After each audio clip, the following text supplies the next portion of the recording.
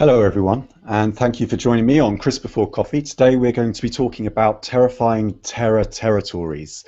So yesterday I was kind of tweeting out about and expressing some sentiment over some of the terrorist outrages that we've been seeing recently.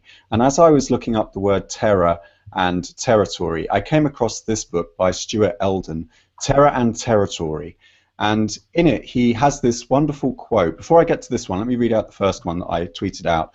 The territorium is the sum of the lands within the boundaries of a community civitatis, which some say is so named because the magistrate of a place has the right of terrifying terendi, that is, exercising jurisdiction within its boundaries. And that really got me thinking. I'd never really thought about it before. I was just trying to have a bit of fun with the alliteration of the TTT as I was kind of writing these tweets out. And I was thinking very much in terms of the hostage. I was thinking in terms of, one group of individuals exercising some power over another group of individuals because they don't like their ideas. So then I kind of read down further into the book. And I mean, I haven't actually purchased this yet, but I might do if we can talk about it today and we get some comments from you guys in the Q&A, bottom left-hand corner of this video. So here he's sort of talking about, he's juxtaposing capitalism and territorialism. And he talks about a book called The Long 20th Century. And he goes on to say this: central to such an understanding is the definition of capitalism and territorialism as opposite modes of rule or logics of power. Territorialist rulers identify power with the extent of populousness of their domains and conceive of wealth and capital as a means or a byproduct of the pursuit of territorial expansion. Capitalist rulers, in contrast, identify power with the extent of their command over scarce resources and consider territorial acquisition as a means and a byproduct of the accumulation of capital. End quote. So I was just kind of riffing yesterday and then accidentally stumbled upon this accidental etymology of terrain, terror, and terrir, land. Land and terror. What do you guys make of this?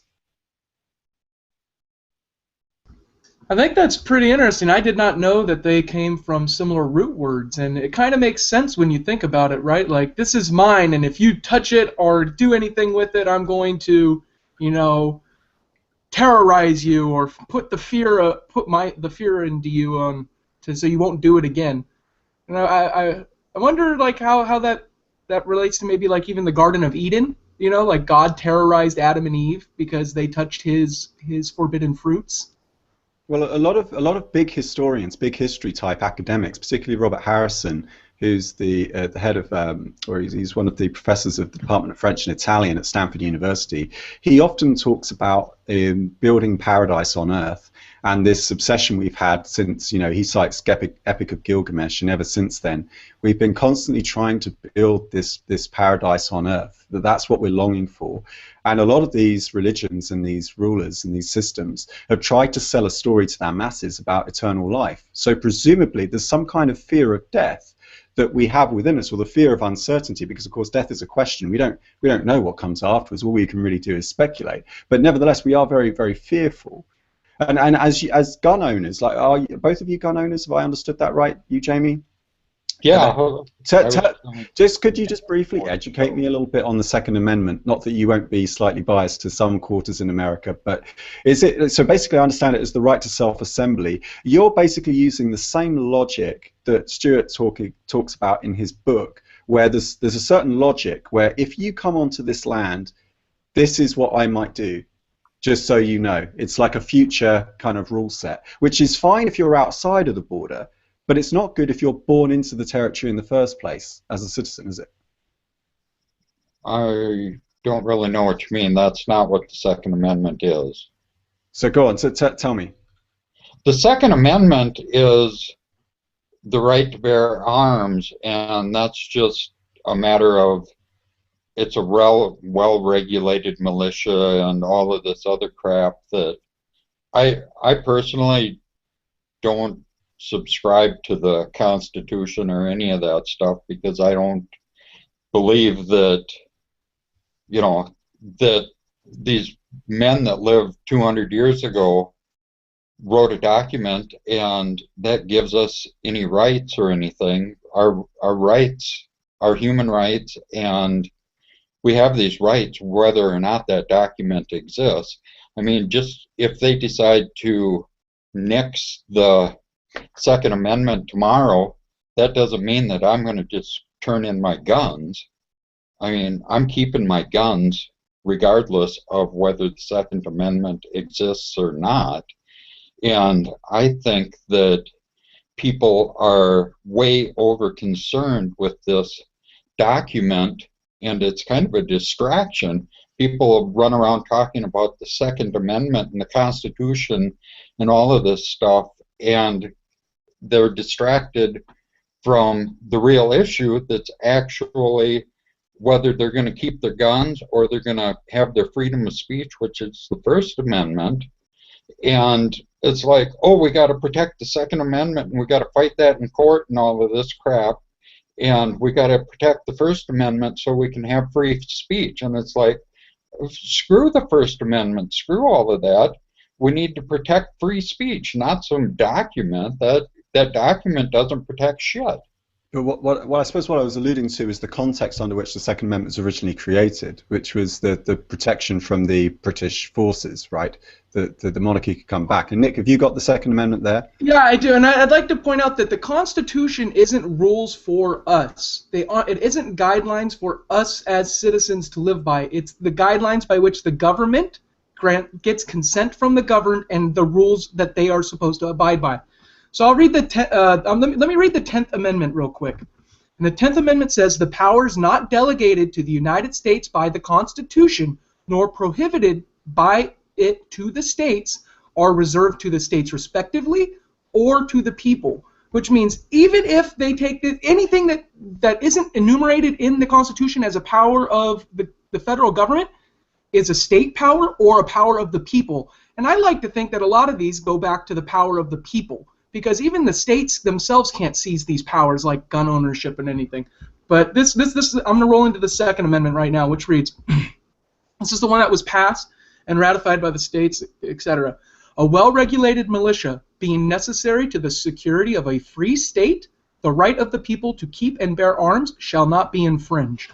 So what this is stating is that the state can have a well-regulated militia, and if you study the U.S. at all, every member of the United States, every citizen is a member of the we all are militia, but there's people who are basically inactive militia, or you're not non-participating militia, and these are the people who choose, maybe they don't have guns or whatever.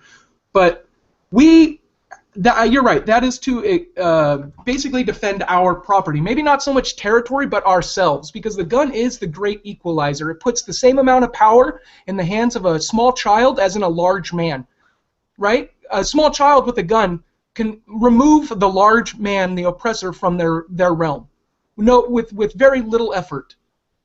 Yeah, absolutely. But then some people have got bigger guns than others. This is a photograph from the Qatar Airways plane that was shepherded in by the Royal Air Force here in Britain in Manchester Airport the other day because some idiot on board passed a note to the captain saying there was a bomb on the plane. And of course it was some kind of stunt, and we ended up having all kinds of trouble, and of course he was taken off the plane, and I guess he's going to be in quite a lot of trouble now. But the problem is that if you do have this logic that Stuart Elders refers to in his book, where you can say, look, if you come over this line, like this human-made border that I've set out, here's what I'm going to do about it. And that's how I preserve the right to that territory. Now, I may not be using this territory all of the time. Some of it may be left empty. We find that particularly with the case of homelessness and private landlords. But I reserve the right in the future to use it if I so wish. That's more so what we call castle doctrine, and that comes from Britain. That comes from over on your side, where Sorry about that. Actually it's a good thing. I like castle doctrine because it gives me the right to defend my home. Well, it doesn't actually give me the right, but it protects my right in court or whatever. If a burglar or somebody breaks into my house, and tries to harm me, I can shoot them and protect myself, whereas there's a lot of states that castle doctrine does not apply. They don't consider that. And if somebody breaks into your house, you have to flee. It's your duty to retreat. Where I live, you do not have the duty to retreat in your own home because of castle doctrine. Right. Well, let's look at a particular graphic that I found quite shocking. So this is Donbass Arena in Donetsk in 2012. And this is now a war zone. It doesn't look like this at the moment. And this came to me because I was watching Russia Today last night, and they did the same kind of contrast, where actually only 2 years ago, Ukraine was host to the 2012 European Football Championships in Europe, which is soccer to the Americans. And look at this. It does not look like this now. And the particularly Donetsk airport is like a battleground. And just how soon these things can change. I think as well, let's pull this back to capitalism, because what he's drawing the analogy with in the book is basically he's drawing an analogy between two modes of exercising control. One of the things that the banks really demonstrated to us was their ability to exercise power in the present. So if you're good at fooling people into thinking that something will happen in the future, so if you give some people some numbers on a screen and you say, right, these numbers represent your cash balance in the bank, but then you're actually really going off and spending it and lending it out, then what you're doing is you're pulling a really good stunt. You've got the cash on deposit that isn't yours, so you suffer no net loss if you lose their money. You can go off and do what the hell you want in the present moment, whilst at the same time subjecting those people to the risk that if they turn up at their ATM, they may not be able to withdraw the balance as due because it's not really there and it never was. So this is all about using the present moment as a power over other people who assume that things are going to happen in the future just because they've happened in the past.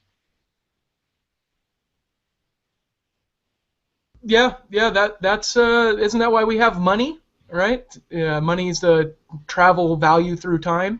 Mm-hmm. So I mean. Well, the thing is, what's bothering me is you've got all these Ukrainians at the moment that are going over into Russian territory. You've got propaganda on Western media that are now reporting that Russia has banned imports of European goods. We're really preparing ourselves for war. Like this is actually happening. The media and whoever's controlling the media with these stories is clearly setting us up and preparing our populations to go to war.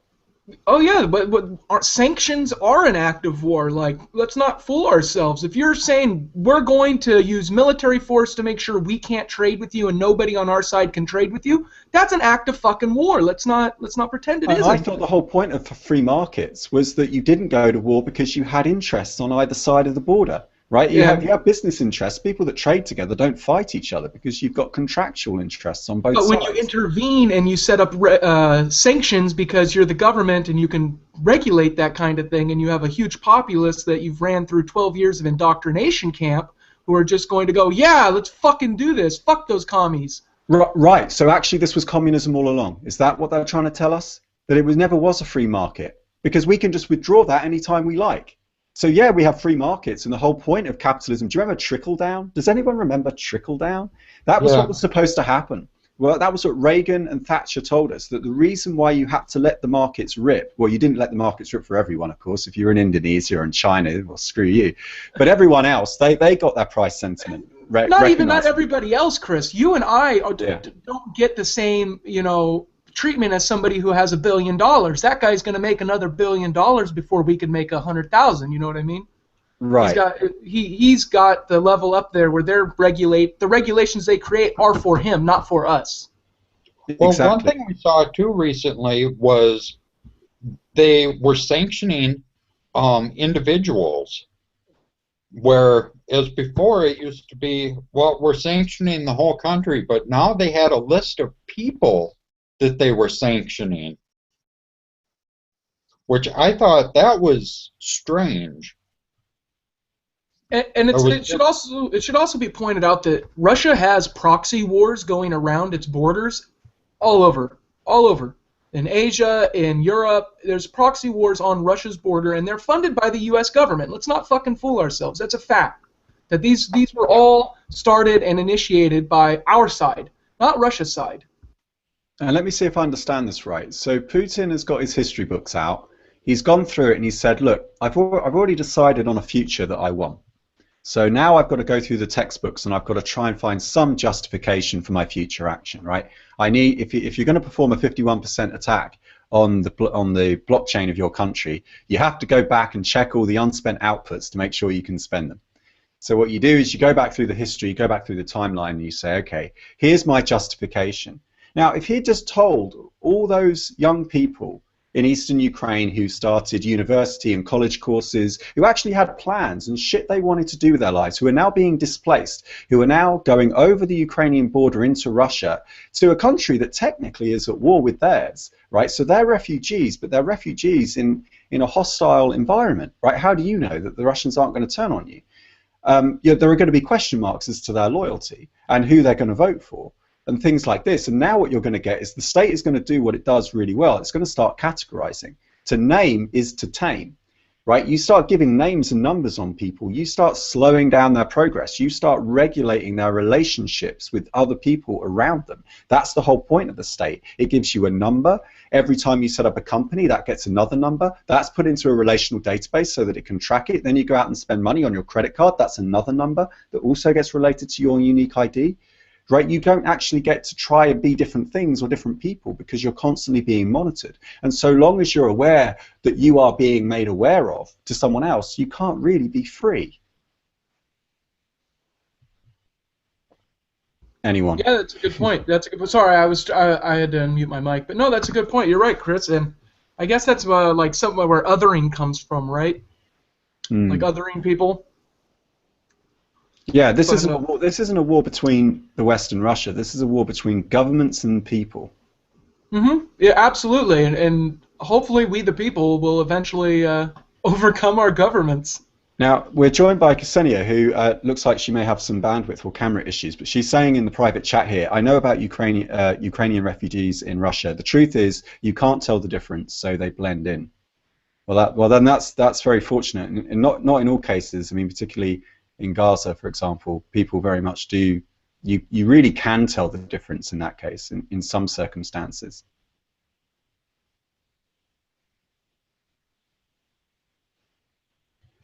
So, what do we want to move on to? Because we've had a few suggestions this week. What do you make of the IRS's decision to categorize Bitcoin as commodity? I thought it was property. Can't you guys make up your minds? Well, a commodity would be property, right? Like you can own a commodity, hence it would become your property.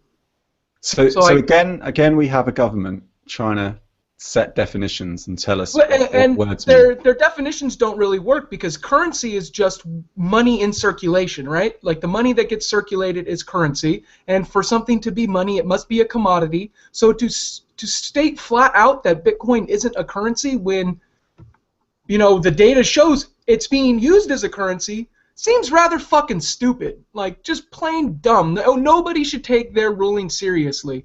It might help, like the Winklevoss ETF. That's why you broached this subject, Chris, because we were talking about that offline. But their ruling makes very little sense when actual fact shows it's being used as a currency. We have people treating it as a commodity. We have people viewing it as money, and we have people using it as a fucking currency. It's all three of those things. It's not one. It's more than those things too. It's more than just these limitations that we're putting on it.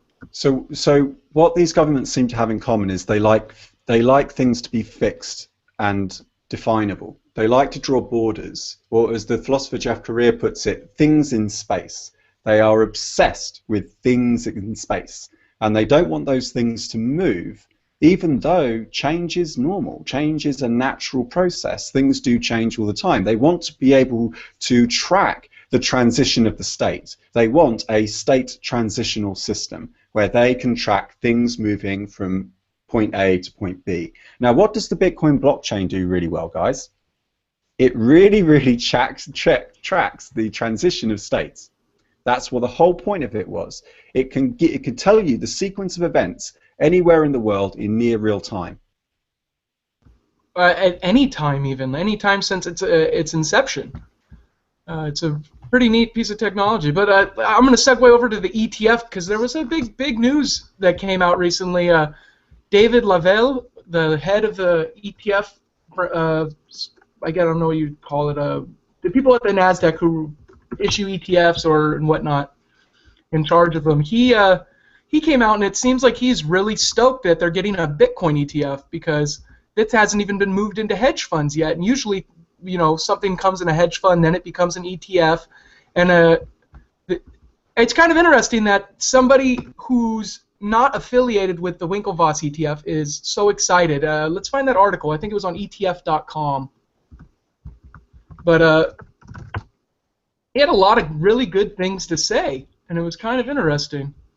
He says it's not only going to be good for the investors because there's people who want to get into Bitcoin but they might not want to hold Bitcoin. Just like there's people who want to get into gold and not actually have to physically maintain their gold supply. So it adds another venue for people to move into Bitcoin, which I guess is good for adoption, right? Well, yeah, it does, if only if we're actually understanding what this thing is. And I don't think we really do understand what this thing is yet. They call it property, and then they call it a commodity, and then they keep, they just can't seem to make up their minds. Yeah, yeah. And like we all say, if you don't have the private keys to your Bitcoin, you don't own them. Yeah, basically, it seems like you're paying somebody to be a custodian for your funds, and that's fine. That's totally cool. I don't really have an issue with that because there's people want their grandmas to get into Bitcoin. I really don't care if your grandma gets into Bitcoin, but this is going to be an easier way for people's grandmas to get into Bitcoin. Let's just that's what it is. The only reason you should ever look down on someone is to help them up. And if you're looking down on someone saying, "Hey, don't worry, I'll look after your private keys for you," then really you're just patronizing them. You're not giving them, not in the original sense of the word, of giving them what they need. You're just condescending and you're talking down to them. You're not actually helping them up. You're keeping them where they are. Well, the way ETFs work, if I remember right, if you have a certain percentage of it, you can claim it out of the ETF. So if you have so much of a gold, the same stunt they've already done on numerous occasions, which is yeah. But ETFs are more modern investment vehicle, if I understand correctly. That's not something that existed, 20 years ago. The first gold ETF was in 2004. In October, actually, and 10 years after, there's going to be a Bitcoin ETF. That's kind of neat. So here's a project that I'm embarking on. This is Crypto Graffiti. And one of the things that I do is I do a lot of my writing and I put down a lot of my thoughts down in a Git repository, which, if you don't know what that is, just look that up on DuckDuckGo. It essentially allows you to track the changes of your work over time. So as you write and you delete things and you make corrections, it's actually designed for coders originally, but writers can also use it. What happens is that at intervals of your choosing, you can commit the work as it has changed, and it can produce one of these things, which is a SHA-1 hash. These aren't all mine, by the way. These are lots of people's, but I've been doing it as well. And what you can do is you can publish that hash into the Bitcoin blockchain, and that hash is unique to the work that you did at that time. So what this actually proves is that the work that you have put into the blockchain existed at the time that that block was produced. So you can prove, backed against hundreds of millions of dollars worth of computing power, that that work, that those notes, that those drawings, whatever patent you were designing, I don't know, some kind of invention, or it could be a blog post or a book, you can prove that that existed at that time. And if you keep doing it at intervals, you can actually prove the progress of the work. You can show all your workings. So it would be very, very difficult for somebody later on to come along and claim that they invented it before you, because no one gets to see the contents of the work. The problem with patents at the moment is that you have to put it on public display, which means that someone from a different territory can just take it, they can exploit the national borders, and they can just go off and steal all your ideas and reverse engineer it. But actually, this is pretty powerful. It's not the money that's valuable, is it? It's the work. So in fact, maybe Bitcoin doesn't take off as a currency. Maybe it just takes off as a notarization service where people can actually prove certain legal documents, like their birth certificate in the blockchain, their passport can go in the blockchain. They can actually prove their existence and all the things that they do with their time. I think we should be careful, though, on what we want to put in there, because we have to remember the blockchain is a public record. Absolutely, but I think what Chris is doing, Jamie, is he's taking his work and then he's hashing it, and he's uploading just the hash of his work to the blockchain. So it's indiscernible to you what it is, but if you knew, you know, the algorithm and his hash was created and, you know, the seed for it, you could reverse engineer his hash and see his work. So one of the things that I'm planning on doing is coming up with some kind of proposal where in the future we all confirm one another's existence by sending each other work, as we do at the moment anyway. Like we often commission people to do things for us. I mean, technically, when you go into a shop and you're being served by the person behind the till, you're commissioning them to do some work for you, right? You're commissioning them to go through the till. If in the future what you could do is you could send a sales order, right, and you could send it to the supplier, and you could say, look, actually, here's the work, and here's the hash that my computer produced of that work, and then your client deterministically check the work against the hash, put your hash into the blockchain with their payment as a message to the payment. That then proves that that work existed at that time. Now, no one else has to see that work. Right, that can still be a private exchange between you, but if anyone wants to later on come along and scrutinize your existence and wants to say, look, what have you been doing with your life? Sometimes that's a necessary question, because we need to know about reputation. We need to know, like, well, you know, we had this issue, and we'll go on to it in a minute, the monkey copyright on Wikipedia. If I want to know if you're a good photographer, then I want to see some of what you've done before, because I'm presuming that the past to some extent predicts the future. If I've already seen you do it, then I know that you're already capable of it. Now, what that means is that over time your existence will be confirmed asymmetrically, co-independently, by lots of individuals at different overlapping times. You'll actually be able to have a series of hashes. So to a stranger, you'll just look like a wall of numbers and letters. They won't know how to make sense of it. But they'll have pretty high confidence that it's true, because over time lots of people independently were verifying with payment, so it was a costly signal for them to produce, that actually this is you, this is your work. You're writing your own history book, Chris. It's pretty neat. You're proving that you were born. Every action you take further cements and concretizes the fact that you were originally brought into this earth. Because the thing is, like, Blake Anderson sent me this video yesterday, one of these kind of motivational videos. There was a really good line in it. It said, when you die, what dies with you? Like, all of those ideas you've been working on, all those projects, that's what's heartbreaking about what's going on in Gaza and the Ukraine. It's not whether some bully with a gun and a couple of torpedoes is killing people. What's tragic are the innocent people and the kids that are born into these environments that have absolutely no choice, because nobody chooses where they're born. And they're just born into this feud that they want nothing to do with. And then it's all of their plans, all of their ideas die with them. Yeah, and then you know, when we can use the blockchain for something like that, maybe it'll help alleviate some of the FUD and you know, that we experience in our day-to-day lives, using it to validate our existence. That way you know, it's funny though, Chris. You know, we shouldn't look towards others to validate our existence. It's something we should find, you know, inside. And by doing it this way with the blockchain, you're kind of taking a best of both worlds, right? Like, you're validating your own existence by putting it into the blockchain. And you're also giving people the means of validating your existence by putting it into the blockchain. You're making markets more granular. What you're doing, and this is the story from Wikipedia that we'll get to right now, what you're doing is you're saying, right, my side of this dialogue is the work, the effortful expenditure of effort over time. That's the work, and here's the hash. You can't see what the work is, but I can prove to you with a discrete message space known as, you know, cryptographic hashes, that this exists, but you won't see what it is. But I will give you access. You can see on the blockchain that lots of other people have agreed that that work existed. So only if you get to know me over time. Now, here's a story that came up the other day that I tweeted about, and we got quite a lot of attention over. There was a monkey who took pictures accidentally, or maybe deliberately, we don't know, of himself, and the photographer is claiming copyright over the pictures, even though it wasn't the photographer that took the actual images. Now, it wasn't really an issue until Wikimedia came along and decided to add it to its royalty-free collection of images. And it said, and Wikimedia is saying that their position is that because the monkey took the photo, he owns the photo.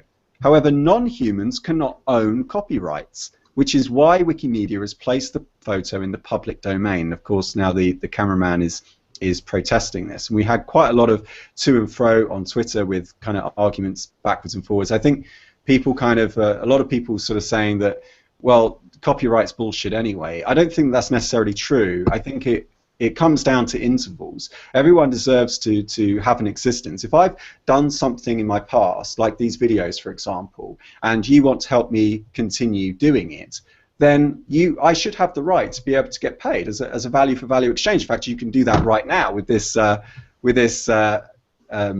Bitcoin address up here on blockchain. Also, I put the link down in the description. You can just scan in this QR code. And what this is doing is it's not me trying to protect the content, right? I'm not going to sue anyone for downloading this video or altering it or changing it or anything like that, because as far as I'm concerned, it's share and share alike. But I also want to have the right to be able to keep on doing it. I want to be able to sustain my existence. So couldn't you do that with something like a voluntary payment system? What a lot of people that don't subscribe to the belief in copyright or whatever are doing is basically they're using the copyright to prevent other people from stealing the copyright and preventing them from doing what you just said.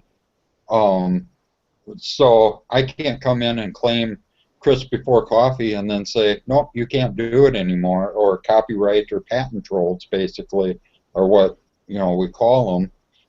That's what I was thinking the other day. Why don't we just patent war, and then we can patent troll war. To start suing governments. But then what happens is that the wealth then centers around the people that are good at protecting it, rather than the people that are actually good at converting it as an energy source into the other things that other people really want and need. So if you're good at the moment, you're wealthy if you can preserve the state of the ledger, right? If you can say this is mine like the banks do, they still have the power, for example, to bring money into existence to help you buy a house. But then that puts you on the receiving end, and you now have to spend the next 30 years in debt working a job. Now, maybe you like the job, if you're lucky, but if you don't, then you're going to end up being in servitude. So it then becomes a function of your ability to preserve the state of those rights, rather than whether or not you're actually using that product or making any use of it. Yeah, and I was a musician for many years, and I'm still hold the ASCAP card, and I'm a registered publisher and all of that stuff. And I've been to the national meetings here for them, and they're just crazy on copyright, and they want the members to go around to local bars and everything and force them to pay like $600 a year for having a jukebox and all this other crazy stuff, or if they have a band that plays cover songs, if the band doesn't play all original music, they got to pay $600 a year in copyright fees and just all this stupid stuff. And it's like, it's all about the money, whereas it's this entire industry built around protecting the copyright and not about the actual industry. So here's what we should do then.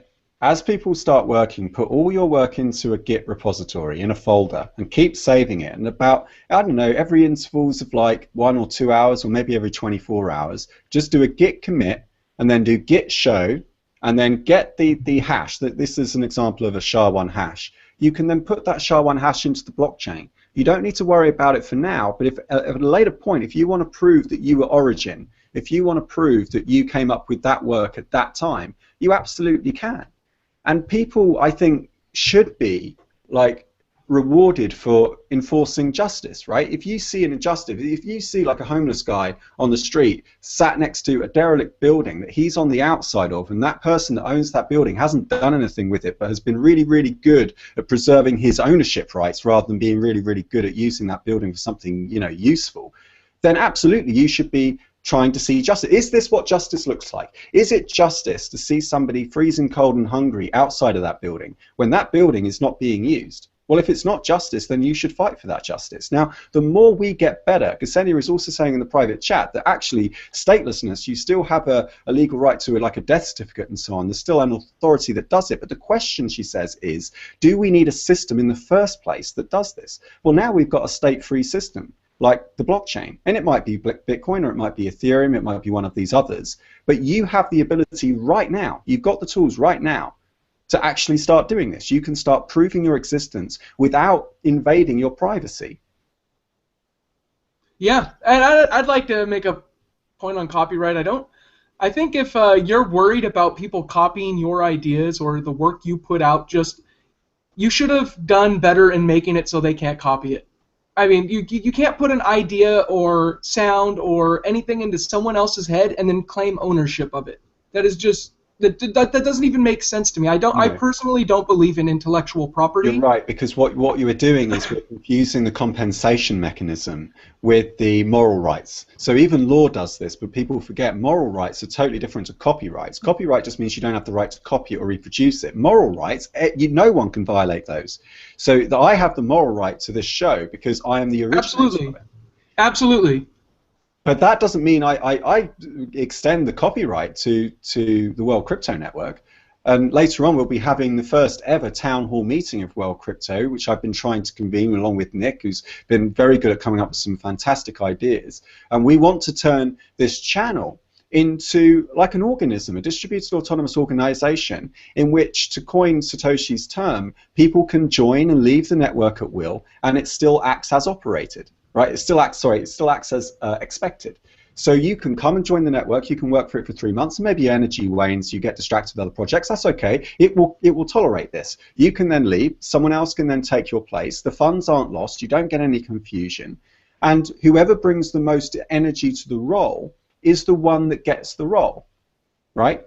And there's a quote John Matonis at the Bitcoin Foundation came out with in response to Andreas Antonopoulos was saying, look, you know, I'm leaving. I want nothing more to do with the Bitcoin Foundation. You know, they're not transparent and all of this kind of thing. And John Matonis tweeted back something really interesting. He said, we have excessive transparency. And I thought, what do you mean excessive? There's no such thing as excessive transparency. Like, just be transparent. Just assume that every single thing you do is being monitored. Do not say a word unless you want that to be public. The thing about asymmetric cryptography is that if you've got no witnesses to that private key, the security of that key is baked into the physics of your environment. You're not having to rely on your memory. You're not having to rely on whether or not there are any Trojan horses on your computer. That key is yours and yours alone because it's private. The problem I think a lot of these foundations have is that they think they can create the illusion of transparency on the outside, but actually they still want to have their cake and eat it. They still want to be able to do deals in back rooms, and they still want That's why we need to stop saying transparency. You know, you're either transparent or you're varying levels of opaque. You know, it's not opaque and then varying levels of transparency. That's not how it works. Transparent is see-through. Everything else is opaqueness, right? If it starts to get harder to see through, it becomes more and more opaque, not less and less transparent. And Ksenia's comment, she's saying some great stuff. She said, I think the DAC, Distributed Autonomous Corporation, can perfectly replace national and supranational government as long as care of infrastructures. Excessive transparency, I think, is what they also call open fascism. Genius. That's fantastic. You just want the appearance. You just want the marketing, right? You want to be able to say, yes, this is open, but actually you still want to then run away and do your dirty work. Yeah, you're either open or you're not open. It's a fucking binary situation, like flipping a switch. Yeah, I agree. You know what bothered me? Let me see if I can share this. So I went on Reddit the other day, and one of the things I want to do with Reddit, and I'll mention this evening in the town hall, is every time we mention a Redditor, I want to be able to tip them, and I want there to be a fund set up for that. So I want to plant that seed. But I did a Reddit post and I said, actually, guys, come to think of it, where is Gavin Andreessen's Bitcoin donation address?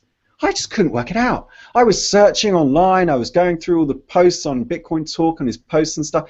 I'm like, the chief scientist of Bitcoin doesn't have a Bitcoin address that I can find. So he's getting paid. One of the core goals of the Bitcoin Foundation, as stated on their website, in fact, it's top of the list of their work, you know, the credit they take, is paying 3 full-time developers. In other words, if you sign up for the Bitcoin Foundation, we're going to give you influence. That's what you're here to get. That's the product we're selling you, because whoever pays the piper picks the tune. And as a result, well, I was like looking through going, you know what, we should do a campaign on the World Crypto Network to fund the developers of Bitcoin. We should be getting their Bitcoin addresses. We're not asking for a cut.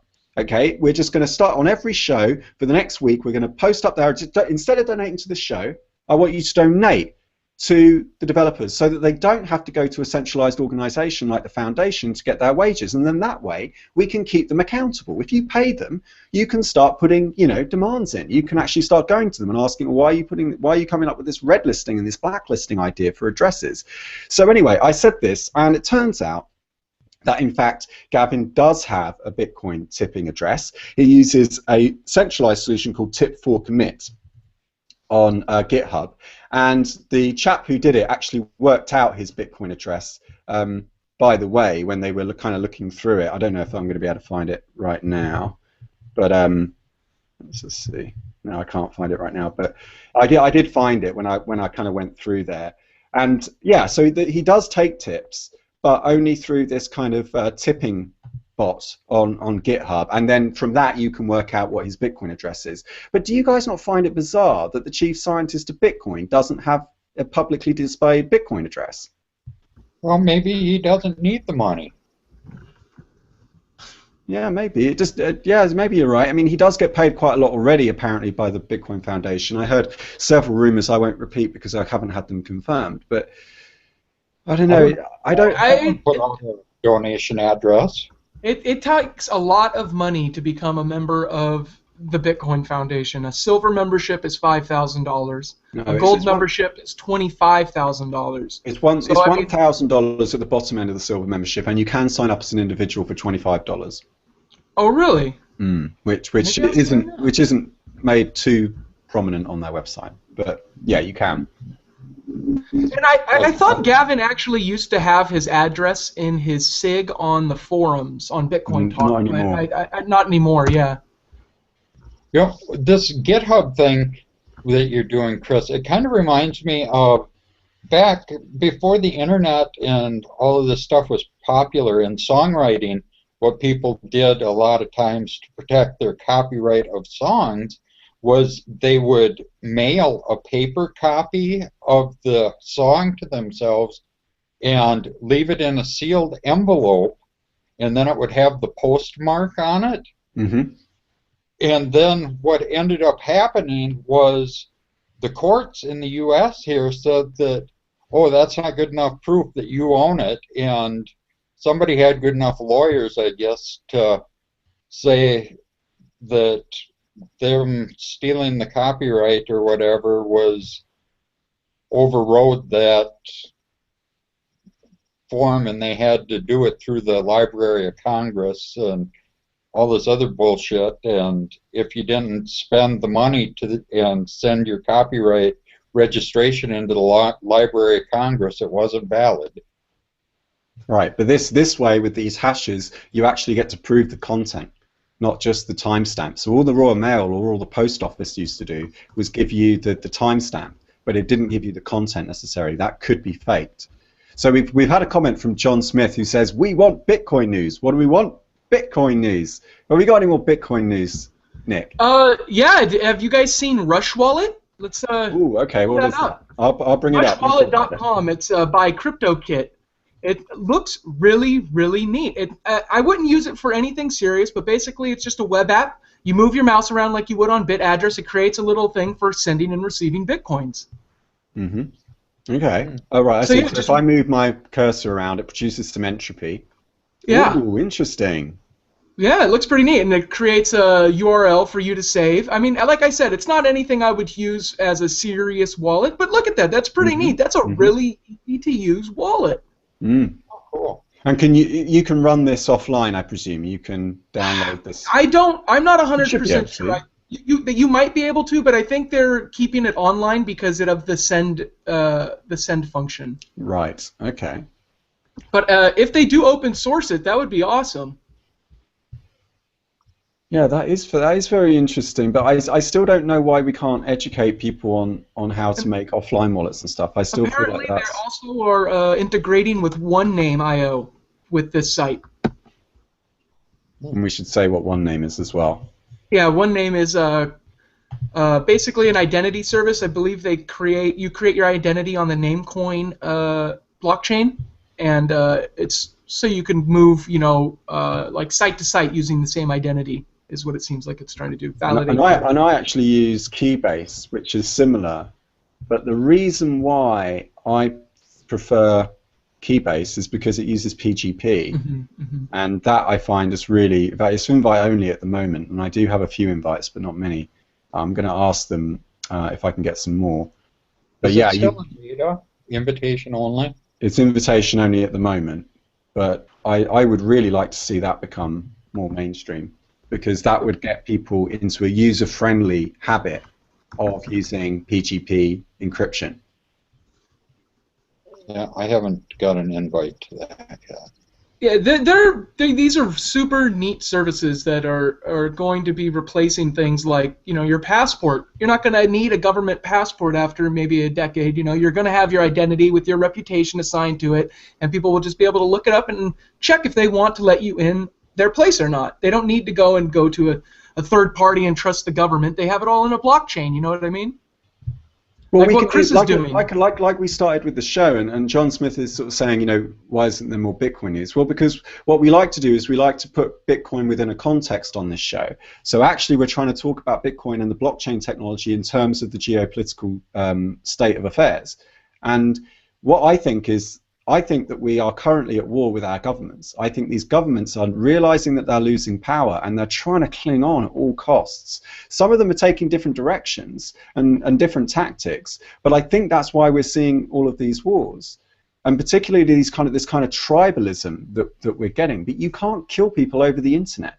There's also a group of us, particularly young people, largely disenfranchised because we have this gerontocracy that has this balance of wealth to the older generations, who are kind of scared of a lot of the ideas coming out of some of the younger people. But we've got the tools right now. Okay, they're a little bit primitive and the user experience sucks, but we've got the capability. Right now you can start putting your work onto a Git repository and every now and again publishing your SHA. In fact, actually, I wouldn't encourage everyone to do that in the Bitcoin blockchain, because I don't want to be responsible for jamming that up and bloating it too quickly. But there are probably other blockchains. I think cryptograffiti.info are thinking about doing other coins as well. And that could mean that those other coins actually now have a legitimate reason to exist, that you now have a reason to download those blockchains so that you can start storing your work. And like Ksenia is saying, you then don't need a nation state to prove your existence. You've done it autonomously. It becomes something that gets passed down from like family to family. You teach your kids how to validate you do it for your kid. You create their birth certificate by, putting their existence onto the blockchain, and then from there you teach them to continue that process. Because here's how the British government is responding, okay, to Bitcoin. They're using it as a marketing incentive. So Chancellor Osborne makes a withdrawal from a Bitcoin ATM.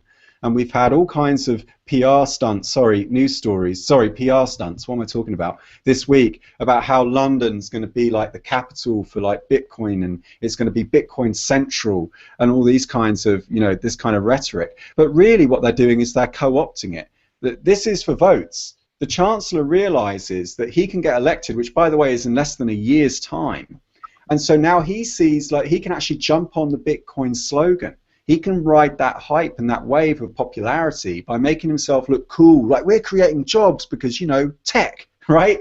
But tech doesn't create jobs. Tech actually deletes jobs. Tech actually is about the automation of manual tasks, but our economy is all geared for slow, kind of laborious, heavy lifting kind of work. We still haven't fully moved in to the information economy, have we? Because it's not the developers that are setting the agenda on what gets coded, it's the people with the money to pay them. Yeah, and then we got, like, the UK Treasury wants to turn London into a Bitcoin capital. This was in the Guardian. And then, on the other hand, we have the UK House of Lords and the EU take aim at online anonymity. I'd like to go that these two things go hand in hand, Jamie. If you saw the ATM he was using, it was one of those fancy ones where you have to scan your palm and feed in your ID and give them your birth certificate, sell them your firstborn, get a blood donation from your mother, you know, get your cousin to come over here and sign off on it, and then you can buy some Bitcoin. And then they can track you because it's all linked, all of your blood and your DNA and all of that stuff. It's all traceable. Yeah, I actually just shot an email to CoinKite about the SMS thing. I'm hoping they get back to me today about if they are going to link addresses that claim SMS Bitcoin certificates to the actual phone number. Because if so, then they're creating an identity database, and maybe the service isn't as good as I thought it was. Sorry to interrupt, Jamie. Oh, that's okay. Yeah, I'm really leery. There's, with some of this stuff, I still want to have the choice of if I want to be anonymous or not. There's some things that we want anonymity for, and there's some things that we don't.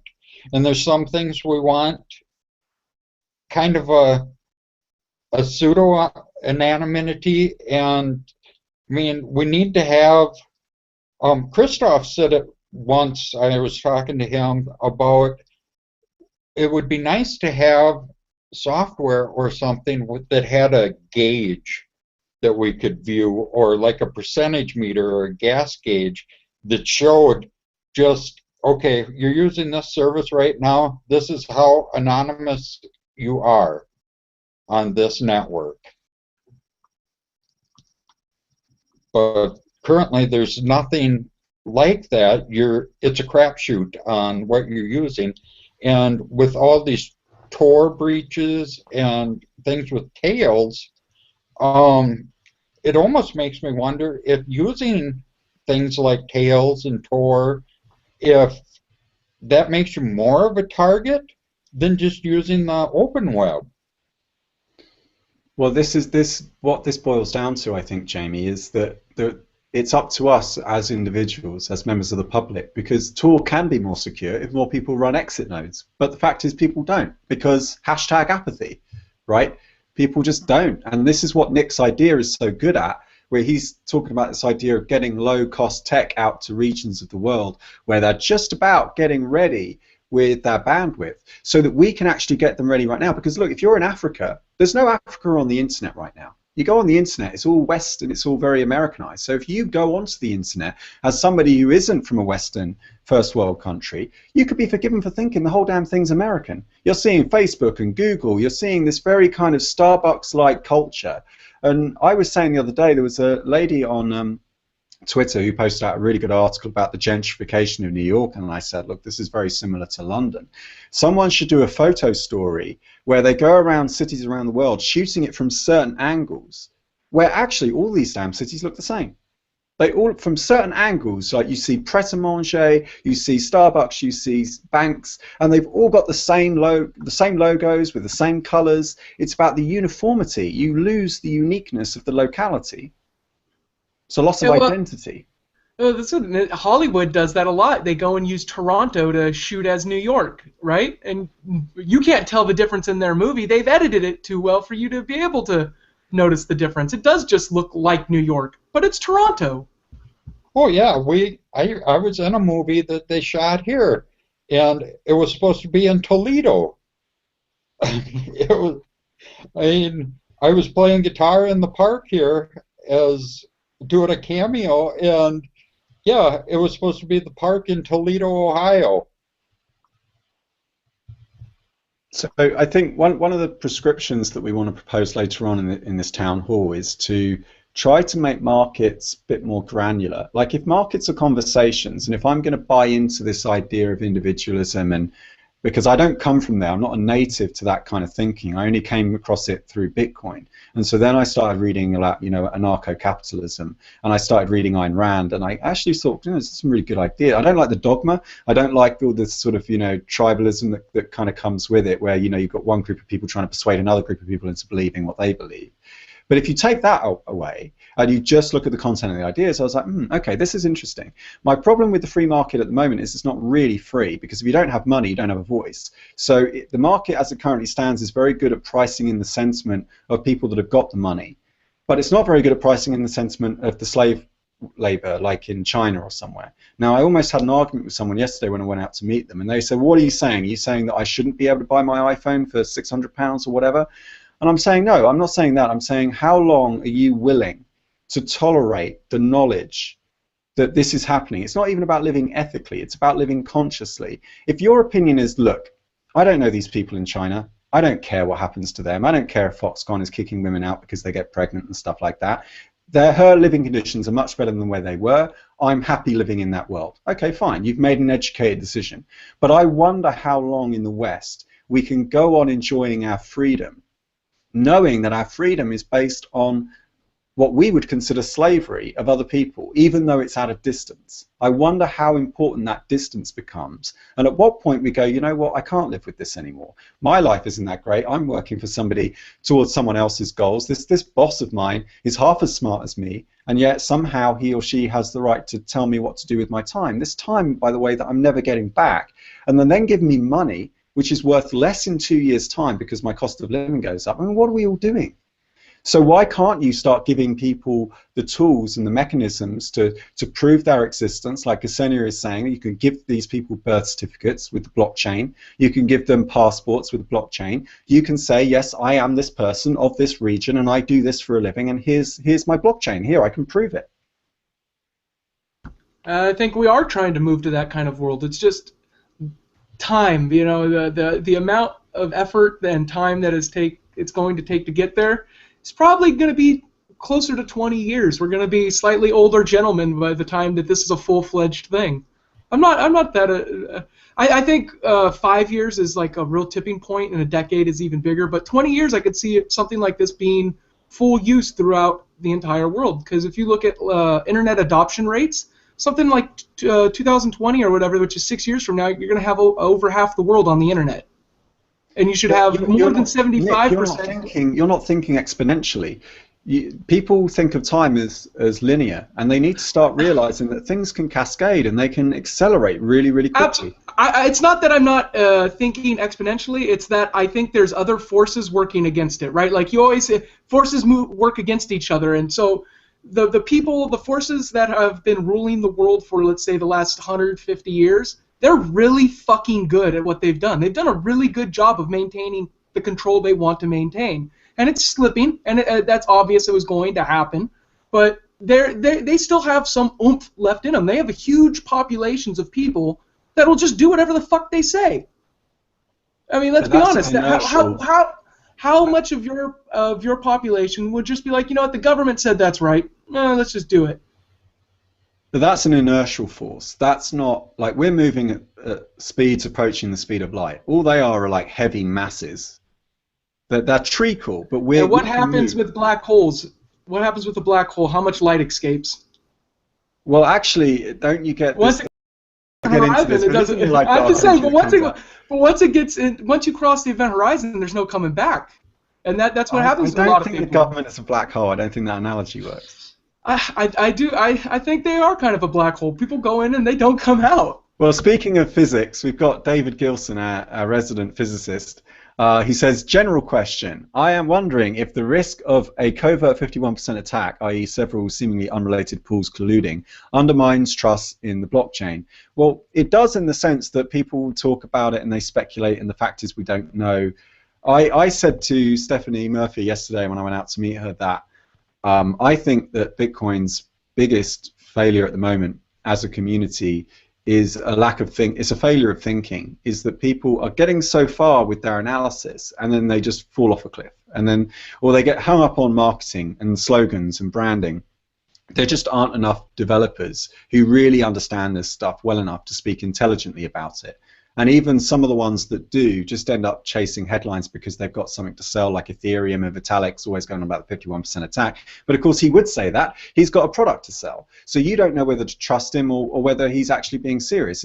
So I think, yeah, you can have what's called selfish mining, which is where you can separate identity from action, where you can have lots of pools. And so actually on the bar chart, when you go to Bitcoin Wisdom and you look at how all the hash rate is divided up, it looks as though you've got separate independent entities controlling the hash rate, when in fact you've got a lot of collusion, because what you don't know is that the person behind the hash rate is the same on two of those charts, because they're able to obscure away what they're doing. And you also have to remember that there's a lot more people producing chips now than there was a year ago, so the distribution of different types of hardware, etc., is going to get better. It's going to be harder to collude because there's just going to be more people participating in large quantities.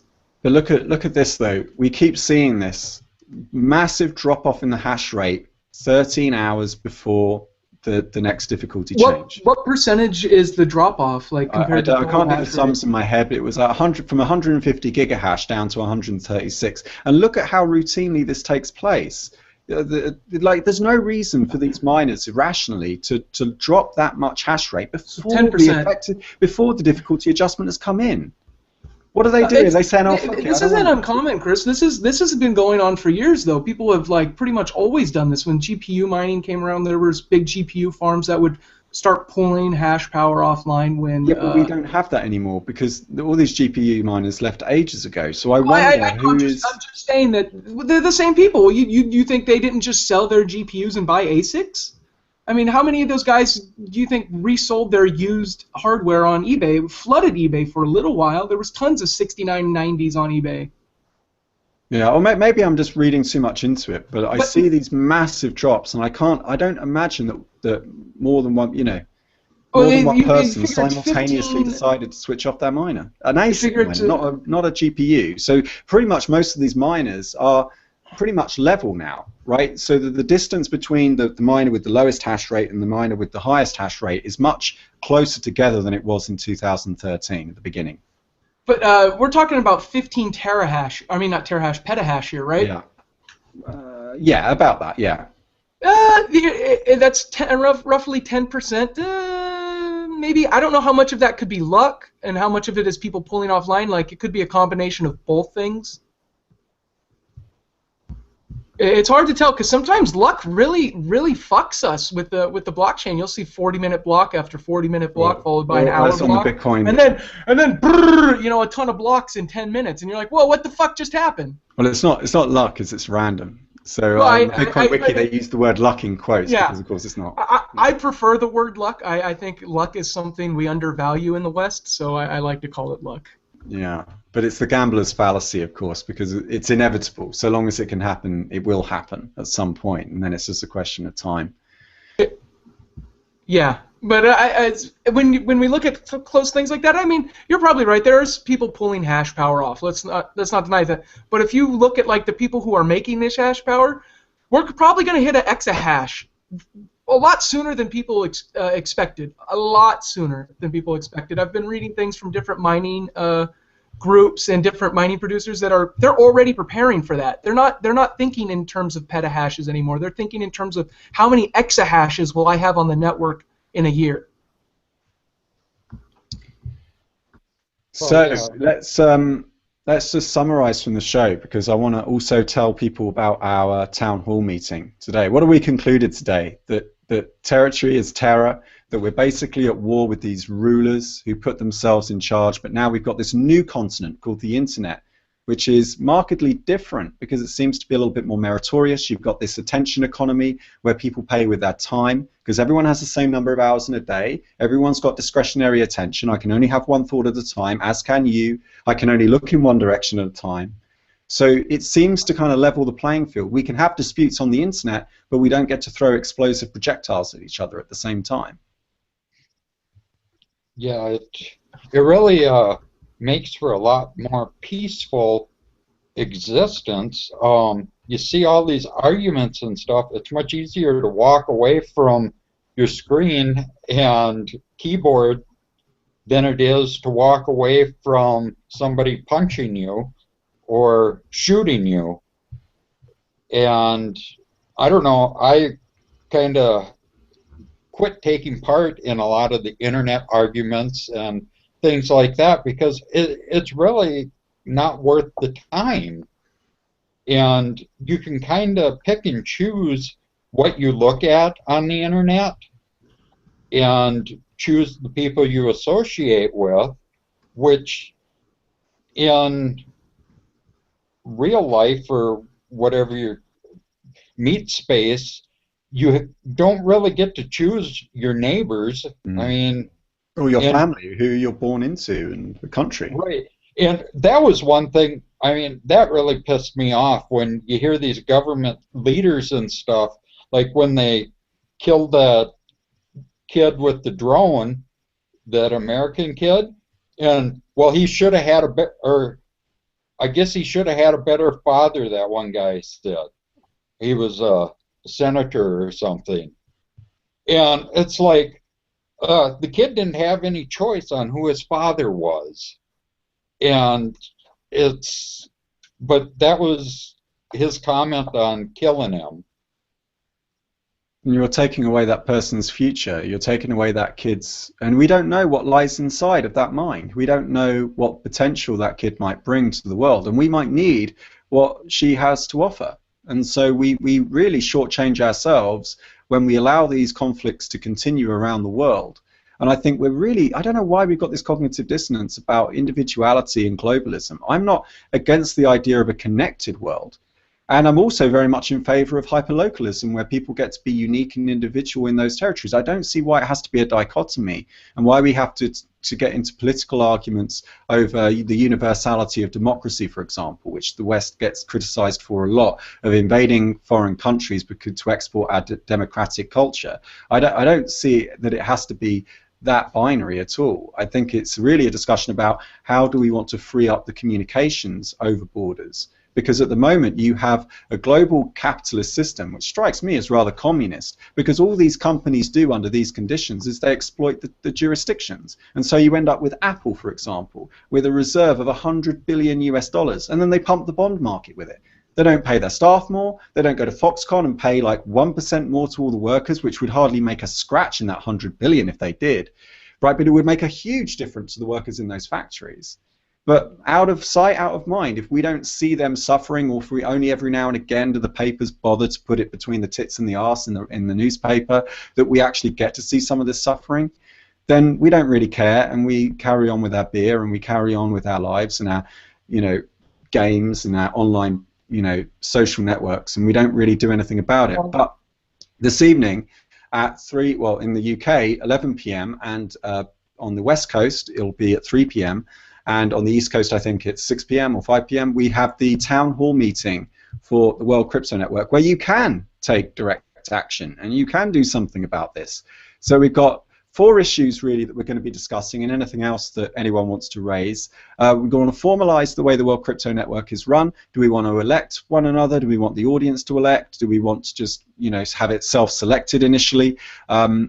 And then issue 2 is Nick's idea of Decentralized the World, where we start getting full copies of the blockchain out on the USB drives, where we start getting low-cost networking hardware out to regions of the world that are just starting to get internet connectivity to kind of bootstrap them into the world's communication network. Issue 3, we want your ideas for show ideas and formats, so we should build up a schedule for the World Crypto Network and actually have slots, and if so, how do we decide who gets to have a show? I'd like to create a system where the blur between the audience and the actual presenter is a little more granular, and so anyone can have their own show. How should we select them? We want your thoughts. And then issue 4 is the website. Someone actually in the comments very kindly has already offered, he says he runs a digital agency in London, and he's already very kindly offered to do our website for us. Now, sadly, there's only room for 10 people on the Google Hangout. However, we will have the Q&A open, So you will be able to communicate with us. Tom, I think, is also going to set up a Skype call. So if you want to call in with your ideas. But really, I don't envisage this getting off the ground like fully until, I'm thinking, probably the end of the year, like until we properly sort ourselves out. I think the purpose of this evening is just, first of all, to take everyone's temperature. Like, on a scale of 1 to 10, how committed are you to this? Because if you're only like a kind of 6, then that's cool. Then just tell us what you can commit to. 8 out of 10, I can commit to this show I do every Wednesday, right? And I'll just keep doing that. That's fine. But actually, if you see some seeds of something quite powerful here about giving individuals control of their identity and the ability to, you know, earn the fruits of their labor and all the rest of it anywhere in the world, despite where they come from, then actually you might say, look, 8 out of 10, man, I want to help out. I see this. You're actually, what's good about us is that we're just a self-select group. We didn't start off with a logo. We didn't try to market anything. We haven't got a coin to sell. We're just basically a bunch of people who, in our spare time, and for no money, virtually no money, we make these videos, and we want to be able to make this sustainable, not just for ourselves, but for other people. So we would like to see you join us tonight at 3 p.m. West Coast and 11 p.m. if you're in the UK. I guess it will be 12 a.m. if you're in Central Europe. So that would be really good. Any final thoughts from you guys? I think if you have anything you're worried about anybody ever copying from you or taking from you, don't share it. Keep your ideas in your head then. If you're that freaking worried that somebody is going to come and copy your idea, don't share it. Don't tell the world. Because if you do, you're encouraging for its creation. You're telling other people, this is what the world needs. This is what, and you know, they might take, you know, that's good advice. I'm going to invent that now. And then, oh, fuck that guy, they stole my idea. Well, fuck you. You didn't do it. You shouldn't have told them. You should have executed or hash it and then publish the hash. Something, yeah, something. Do something like that. Don't just obscure it. Don't share it with the world. If you're going to share something with the world, you can't expect it to keep ownership of it. That's not how sharing works. Yeah. And, I mean, just like a song, for instance, playing it on the radio and expecting that you still own it, I mean, it's copying it. When you can remember it in your head, that's a copy. Yeah. Well, these days, particularly with tech startups, the feedback that you get outweighs the need for privacy and protection of the idea. So you've always got that tightrope between needing people to hear it and getting their feedback, and then keeping it back from the startup that you don't know about, which is your biggest threat a lot of the time. So we're just about out of time here, but like I say, I will be back later on today, so join us then. And in the meantime, thanks a lot for tuning in. See you next time.